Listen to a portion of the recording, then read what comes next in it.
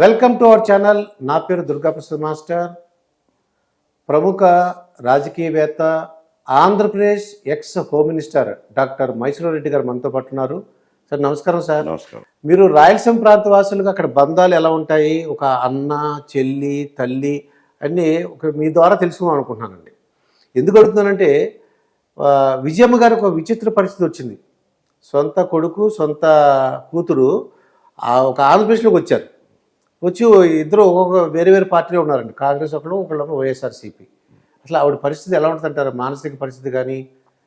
అంటే ఒక తల్లిగా మామూలుగా అయితే ఉమ్మడి కుటుంబాలకు ప్రాధాన్యత ఉంది. అవునండి. ఇప్పటికి కూడా చాలామంది అన్నదమ్ములు ఒకటే కుటుంబంలో ఉంటారు. అయితే ఇటీవల కాలంలో చదువుకున్న వాళ్ళు ఎక్కువ ఉన్నారు. ఉన్నంతవల్ల మ్యారేజ్ అవుతానే వెళ్ళిపోతుంటారు పక్కకు, ఎవరి సంసారాలు వాళ్ళు ఉంటారు. వీళ్ళ పరిస్థితి వేరు.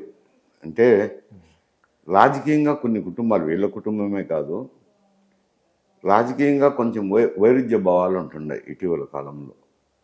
మామూలుగా అన్నదమ్ముల మధ్య ఒకరు ఒక పార్టీలో ఉండడం, ఒకరు ఇంకో పార్టీలో ఉండడము, ఇటువంటివి కూడా అక్కడక్కడ జరుగుతున్నాయి. జరగటం లేదు, మొత్తం అంతా వసుదైక కుటుంబంగా ఉన్నారని చెప్పేదానికి లేదండి. రాజకీయ పరిస్థితుల వల్ల కొందరు ఈ పార్టీలో ఉంటారు, కొందరు ఆ పార్టీలో ఉంటారు, రకరకాల. ఇప్పుడు విజయమ్మ గారి పరిస్థితి ఏంటంటే, మనసు ఇదివరకు అంటే కూతురుని సపోర్ట్ చేసింది. ఎందుకంటే తెలంగాణ వెళ్ళింది కాబట్టి కొడుకోమో ఆంధ్రప్రదేశ్ కూడా తెలంగాణకి వెళ్తుందిలే అని అనుకుని ఉంటారు. ఇప్పుడు ఇద్దరు ఒకే రాష్ట్రంకి వచ్చారండి. అది వేరు. కాంగ్రెస్ పార్టీలో చేరింది.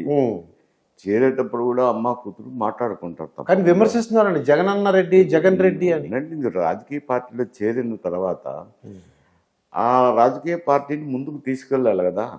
పిసిసి అధ్యక్షురాలు అయింది. అధ్యక్షురాలు అయినాక తప్పకుండా కాంగ్రెస్ పంతాన్ని చేపట్టాల్సిన అవసరం ఉంటుంది. ఉన్నప్పుడు కొన్ని రాజకీయమైన విమర్శలు ఉంటాయి, తప్పవు కదా. కాంగ్రెస్కు విమర్శించకుండా భజన చేస్తే కాంగ్రెస్ అన్నుంగు పచ్చమవుతుంది. అంటే బాధపడతారేమో, బాగా చెప్పుంటారేమో, వద్దులే అని అంటారేమో అనిపిస్తుంది. అంటే వాళ్ళ సమస్య వేరనుకో, కుటుంబంలో ఉండే సమస్య, కుటుంబ వైషమ్యాలు ఉన్నాయి, కొంత బాగా పరిష్కారాలు సమస్యలు ఉన్నాయి. ఆ సమస్యలతో ఆమె ఇక్కడ తెలంగాణలో పార్టీ పెట్టడం జరిగింది. వైఎస్ఆర్టీపీని కాంగ్రెస్లో మెర్జ్ చేసింది. మెర్జ్ చేసిన తర్వాత వాళ్ళు ఎవరిని సపోర్ట్ చేస్తుంది అన్నది, కాంగ్రెస్ పార్టీకి అధ్యక్షురాలుగా ఉండమని రిక్వెస్ట్ చేసినారు. గతంలో అయితే వద్దనుకొని ఉన్నారు. ఇటీవల కాలంలో నాకు కాన్ఫర్ట్ సిచ్యువేషన్ వచ్చినప్పుడు తప్పకుండా పిసిసి అధ్యక్షురాలు తీసుకొని పోవాల్సింది వచ్చింది. అంటే విమర్శిస్తున్నారు కదా, ఆవిడ బాధపడతారు. పార్టీ వ్యవహారాలు వేరు, రాజకీయాలు వేరంటే కదా. రాజకీయాలను సారికి కుటుంబాన్ని చూసుకుంటుంటే మనకి రాజకీయాలు కానీ తల్లికి ఏమవుతుందంటే కొడుకు కూతురు విమర్శలు ఉండొచ్చు. ఇప్పుడు వేరే వేరే పార్టీల్లో ఉన్నారు కదా, చాలా కుటుంబాల్లో ఉన్నారు. ఉన్నప్పుడు రాజకీయంగా ఆ పార్టీ లైన్ గురించి మాట్లాడతారు. అదే ఆమె అధ్యక్షురాలు అయినప్పుడు ఆ పార్టీని ముందుకు తీసుకెళ్ళాలి కదా. మీరు తీసుకెళ్లాలంటే ఇప్పుడు ప్రభుత్వంలో ఉండేది వైఎస్ఆర్సీపీ ప్రభుత్వం ఉంది, ముఖ్యమంత్రికి తమ్ముడు ఉన్నాడు, అన్నున్నాడు. ఉన్నప్పుడు తప్పదు కదా, విమర్శలు తప్పదు కదా. దానికి అధ్యక్షుడు సపరేటు, ముఖ్యమంత్రి సపరేటు లేరు. ముఖ్యమంత్రి అధ్యక్షుడు ఒకరే అయిపోయినారు. వైఎస్ఆర్సీపీ అధ్యక్షులు ఒకరే, ముఖ్యమంత్రి హోదాలో ముఖ్యమంత్రి హోదాలో ప్రభుత్వంలో ఉన్నారు. ఉన్నప్పుడు ప్రభుత్వ విధానాలను విమర్శించేటప్పుడు తప్పకుండా ఇవన్నీ చోటు చేసుకుంటాయి. ఇంకా బాధపడకూడదు, అర్థం చేసుకుని. చూసినాను కదా, నిన్న ఒక స్టేట్మెంట్ చూసినాను. జగన్ గారు బీజేపీ తొత్తుగా వ్యవహరిస్తున్నారు, బీజేపీ తాకట్టు పెట్టినారు అని అన్నారు. ఆంధ్రప్రదేశ్ బీజేపీకి తాకట్టు పెట్టినారు అని విమర్శించింది. అది అక్కడ జరుగుతుండేదే కదా. ఆయనకు కొంచెం అండర్స్టాండింగ్ ఉంది కదా, కేంద్ర ప్రభుత్వంతోనూ రాష్ట్ర ప్రభుత్వానికి ఒక అండర్స్టాండింగ్లో మెలుగుతున్నది. ఎందుకంటే ప్రతి బిల్లులోనూ కూడా కాంట్రవర్షియల్ బిల్స్ వచ్చినప్పుడు కూడా వైఎస్ఆర్సీపీ పార్లమెంట్ సభ్యులందరూ బీజేపీ అనుకూల వైఖరినే తీసుకోవాల్సింది. కామన్ సివిల్ కోడ్లు అయితేనేమి, మిగతాటి కొన్ని 370 రద్దప్పుడు అయితేనేమి వాళ్ళు అక్కడే సపోర్ట్ చేసినారు. అంటే కొంతమంది కామన్ పీపుల్, అంటే జనానికి అర్థమైన విషయం ఏంటంటే, ఇది ఎవరు వదిలిన బాణం. వాళ్ళు ఏమంటారంటే జగనే పంపించారని కొంతమంది, అంటే నెగిటివిటీ ఓటు ఉంది, ఆ నెగిటివ్ ఓటుని డైవర్ట్ చేయడానికి పంపించారు అలా అంటుంటారండి. జగన్మోహన్ రెడ్డి గారు జైలుకు వెళ్ళాల్సిన పరిస్థితి వచ్చింది జ్యుడిషియల్ రిమాండ్స్లో. వెళ్ళినప్పుడు పార్టీని ముందుకు వాళ్ళమ్మ ముందుకు నడిపిస్తున్నది, వాళ్ళమ్మ ఉన్నది, మిగతా సహచరులతో కలిసి వాళ్ళు ఏదో నడిపిస్తున్నారు ఆమెను నిల్చోబెట్టి. ఎన్నికల క్యాన్వాస్ పోయినారు, పాదయాత్ర చేపట్టింది షర్మిల గారు. పాదయాత్ర చేపట్టినప్పుడు దాంట్లో జగనన్న గారు వదిలిన బాణాన్ని ఆమె అన్నది రండి. జగనన్న గారు వదిలిన బాణాన్ని అప్పటికి అందరూ సయోధ్యగానే ఉన్నారు. ఆయనకు షర్మిల సపోర్ట్ ఇచ్చింది, తర్వాత వాళ్ళ తల్లి కూడా సపోర్ట్ చేసి ఎన్నికల క్యాన్వాస్లో కూడా పాల్గొన్నారు. ఎన్నికల ముందర కూడా కాంగ్రెస్ వైఎస్ఆర్సీపీ తరఫున ప్రచారం చేసినారు. ఇవన్నీ జరిగినాయి.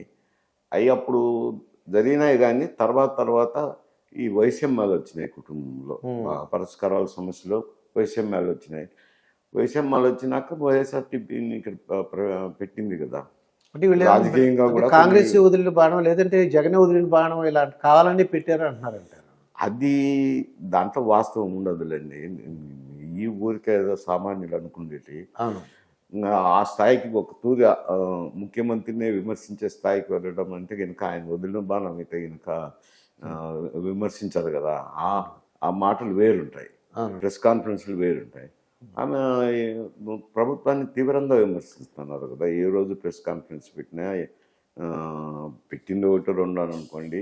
అందులో కాంగ్రెస్ పార్టీ తరఫున 2 జిల్లా పర్యటిస్తుంది, జిల్లా పర్యటనలు చేస్తుంది. 2 జిల్లాలు అయిపోయినట్టున్నాయి, 3వ జిల్లా జరుగుతున్నట్టుంది. వదిలిన బాణం అయితే కనుక సమర్థించే వాళ్ళైతే ఆ సారథ్యం వేరే విధంగా ఉంటుంది రాజకీయాల్లో. ఒక తూరి పార్టీకి నాయకత్వం వహించినాక తప్పకుండా ఆ పార్టీ లైన్ను, ఆ పార్టీని ముందుకు తీసుకుపోతేనే మాకు భవిష్యత్తు ఉంటుంది.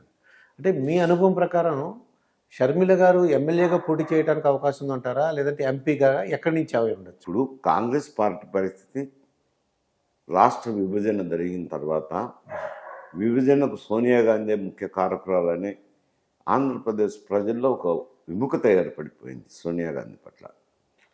సోనియా గాంధీ పట్ల అంటే కాంగ్రెస్ పట్ల కూడా విముఖత ఏర్పడి ఆ పార్టీలో ఉండే నాయకులందరూ తలా ఒక దళం వెళ్ళిపోయినారు.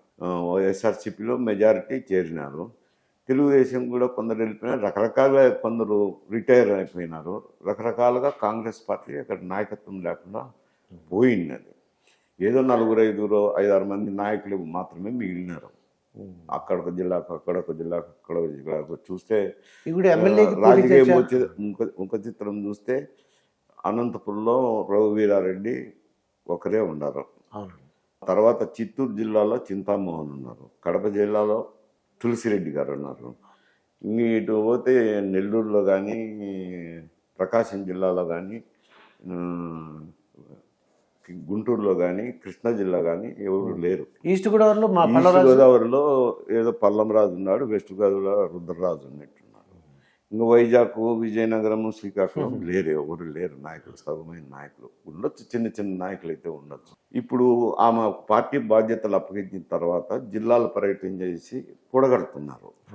ఇప్పుడు కొంత నాయకత్వం రావచ్చు, ఎందుకంటే వైఎస్ఆర్సీపీలో టికెట్లు కొందరికి ఇవ్వనని బహిరంగంగానే చెప్పడం జరిగింది.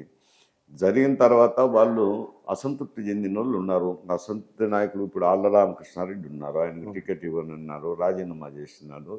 ఇవి పార్టీలో, కాంగ్రెస్ పార్టీలో ఆమె నాయకత్వంలో చేరినారు. అట్లా చాలామంది వైఎస్ఆర్సీపీ నాయకులు అసంతృప్తి కాంగ్రెస్కి రావచ్చు.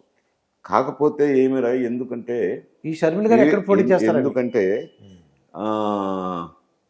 ఈ వైఎస్ఆర్సీపీ ఓట్ బ్యాంక్ అంతా కాంగ్రెస్ ఓట్ బ్యాంకే.